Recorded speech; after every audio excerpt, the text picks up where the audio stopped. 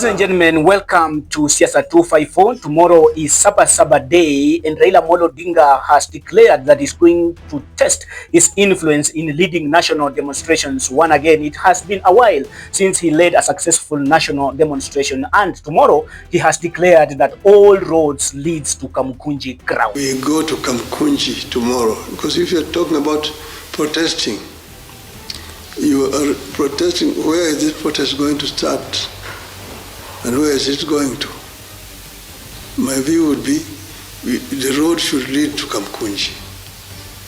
And then in Kamukunji, people meet there and pass a resolution. Now, before we dive too deep into this video, ladies and gentlemen, allow me to ask you to subscribe to the channel and also give me 1 minute to tell you what happened on Saba Saba. Saba Saba is 7th July 1990. That's when the pro-democracy activists, by then led by Kenneth Matiba, Raila Odinga, and Charles Rubia, organized nationwide demonstration to demand for what we call right now the multi-party democracy in this country and the end of one-party rule during the Moi era. So what happened during those days, ladies and gentlemen, is that protesters gathered in Kamukunji grounds in Nairobi and some other parts in the countries. Now, what happened is the government of the day, led by the late Daniel Arap Moi, descended on the protesters, ruthlessly and brutally injured majority of them, and many were killed and others were also arrested and detained. Since then, ladies and gentlemen, that demonstration bore fruit, and in 1991, at the end of one-party democracy was seen, and the rebirth, the bone or the rebirth of multi-party democracy came into place. And in 1992 general elections, ladies and gentlemen, the first multi-party democracy was held in this country, courtesy of Saba Saba demonstration that happened countrywide. Uwanja wa Kamukunji ni muhimu sana kwa taifa letu. Tukiongea juu ya Saba Saba mpaka tuongee juu ya Kamukunji.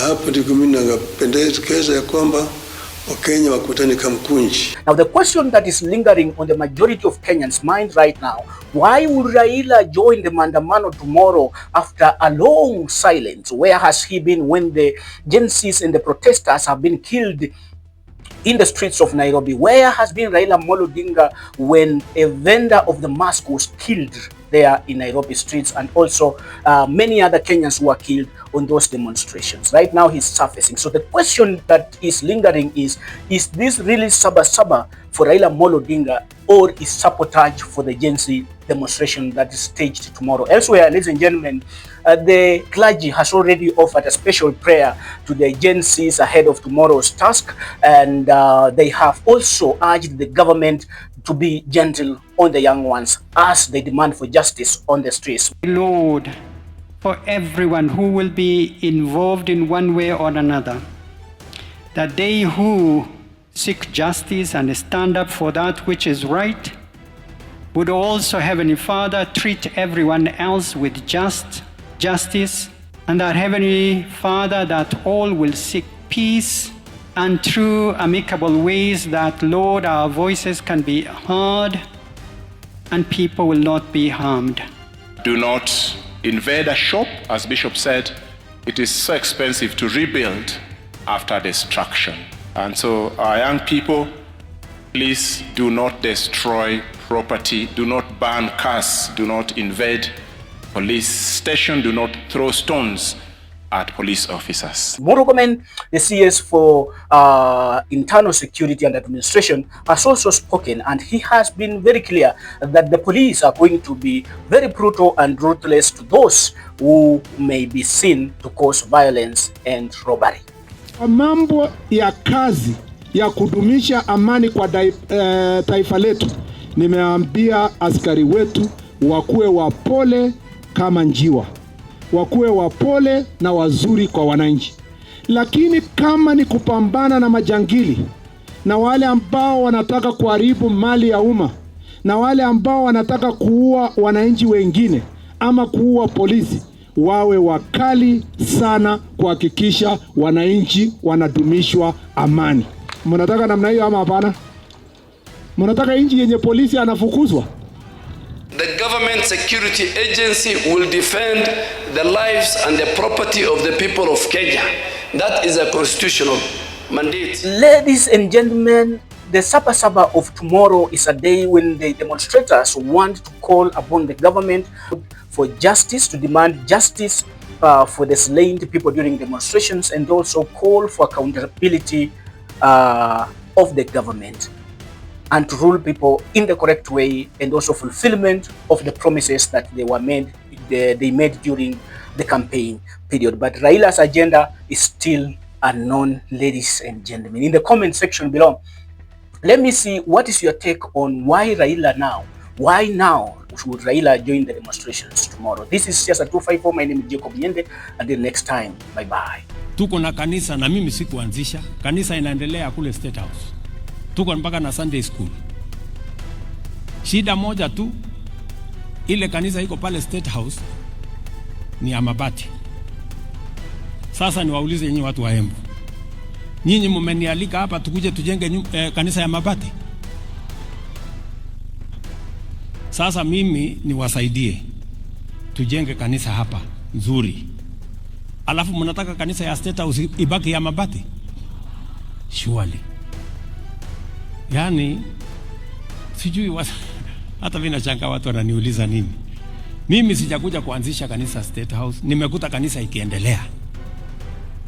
Nimekuja pale nikakuta State House ni nyumba ilijengwa miaka 120 iliyopita. Ile mbao ilikuwa imewekwa siku hiyo imeoza hapo State House. Paa inatoka maji. Nikasema wacha nirekebishe. Sasa ile mimi narekebisha, mnataka nirekebishe State House. Mimi niishi mahali mzuri. Alafu kanisa ya Mungu ibaki ya mabati. Hagai, Bishop. Hagai 1 mstari wa 4.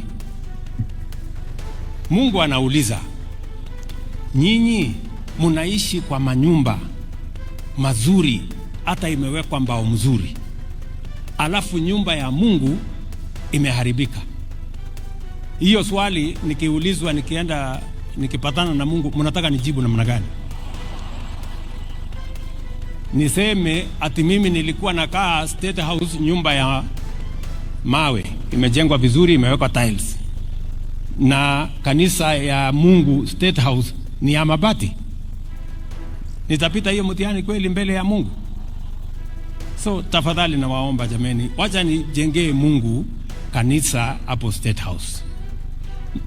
Na sio, unajua iko fitina mingi. Wacha niwaambie, shetani ashindwe. Shetani ashindwe mfululizo. Yani sasa huyu Bishop Mureithi amenionyesha kanisa ile tunaenda kujenga mjengo ya ghorofa 10 na ngapi Bishop? 11. Ghorofa 11. Bishop ameniambia hii imefanywa makadirio ni 350 million. Mjengo ya kanisa ya ghorofa ngapi? 11. Sasa niwaulize,